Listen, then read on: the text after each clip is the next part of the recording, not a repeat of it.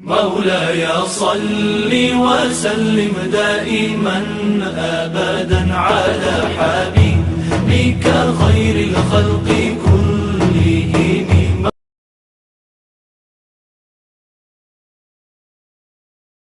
مولا کائنات شیر خدا کرم اللہ تعالی وجہ الکریم صحابہ کے مجمع میں بیٹھے تھے، یاروں کے بیچ بات ہو رہی تھی۔ اب حضرت علی کی تعلیم سن لیں، حضرت علی کی تعلیمات کیا ہیں۔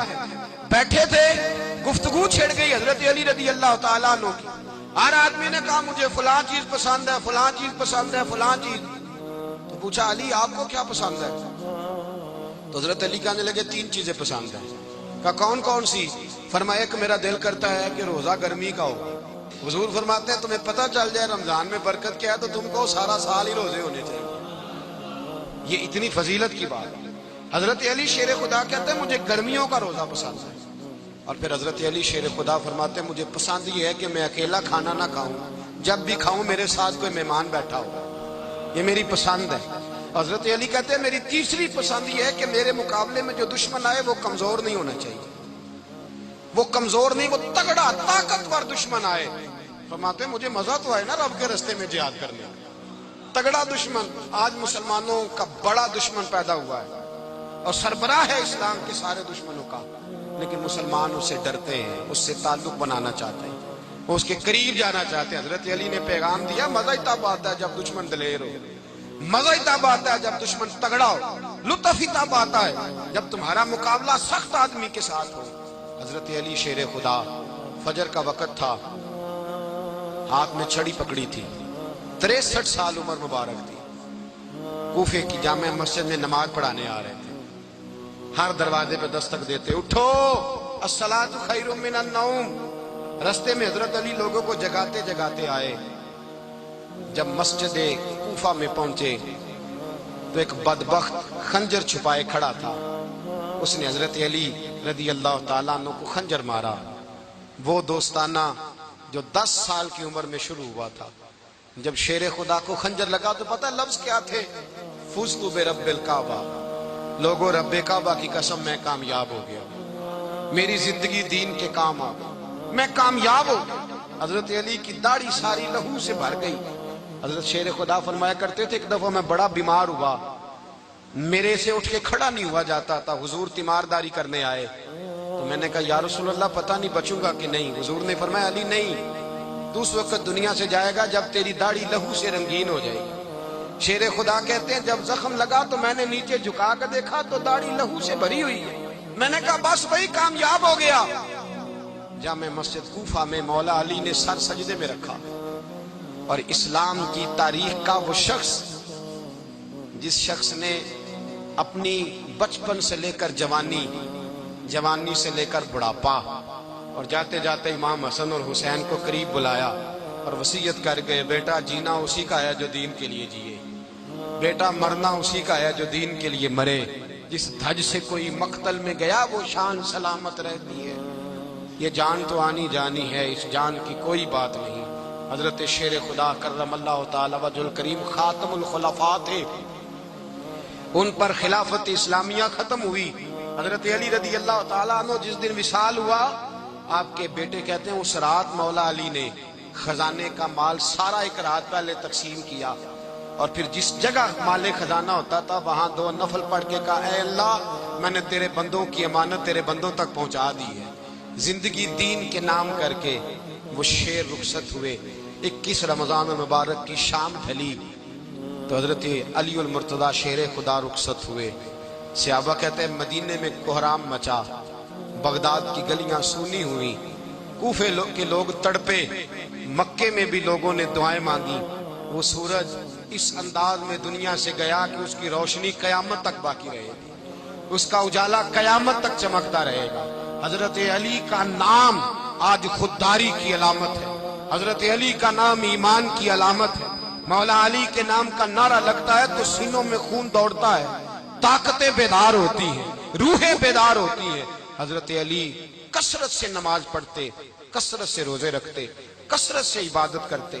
حج تو اتنا محبوب تھا ہر سال حج کرنے جاتے، ہر سال حج کرتے۔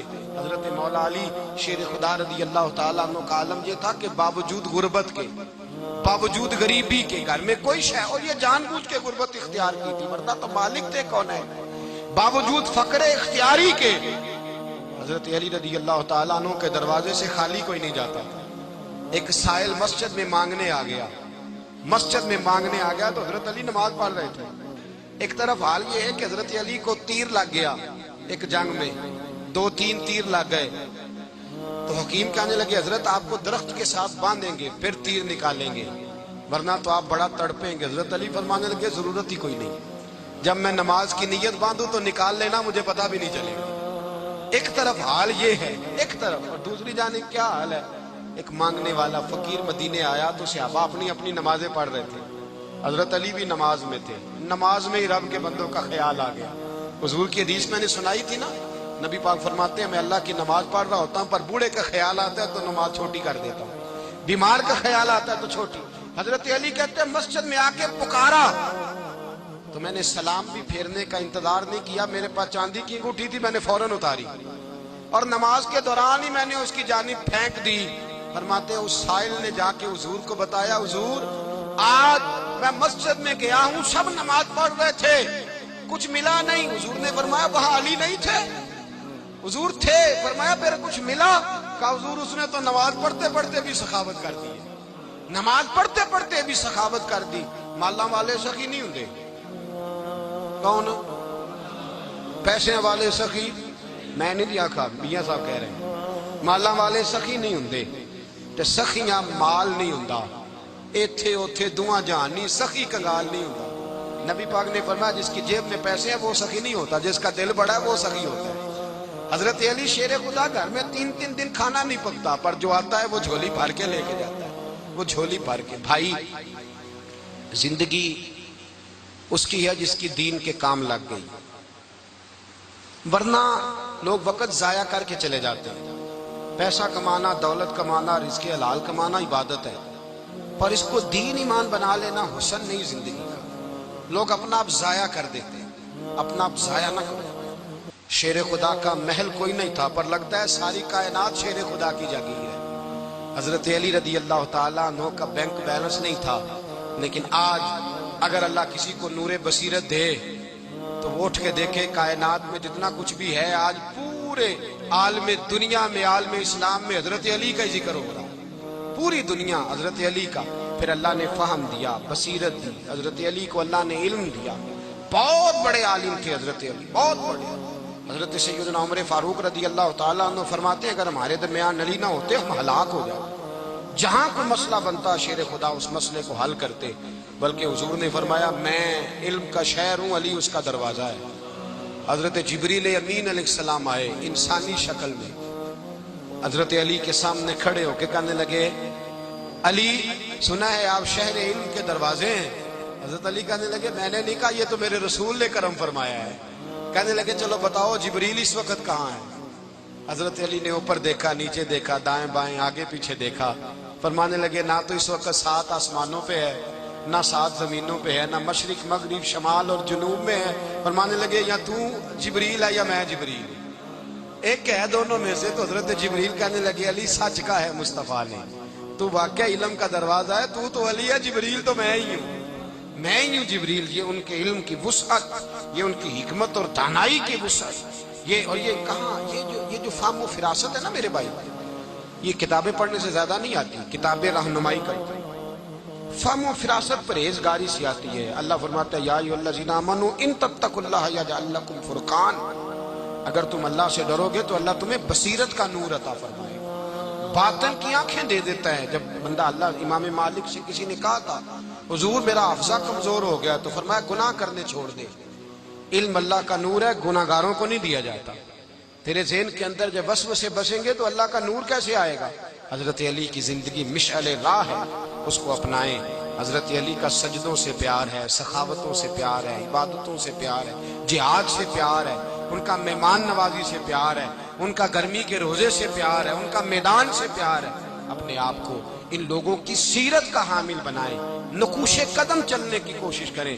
دعا ہے رب کریم کی بارگاہ میں اللہ ہمیں حضرت علی کی سچی محبت اور سچی فرما برداری عطا فرمائے. آخر دعوانا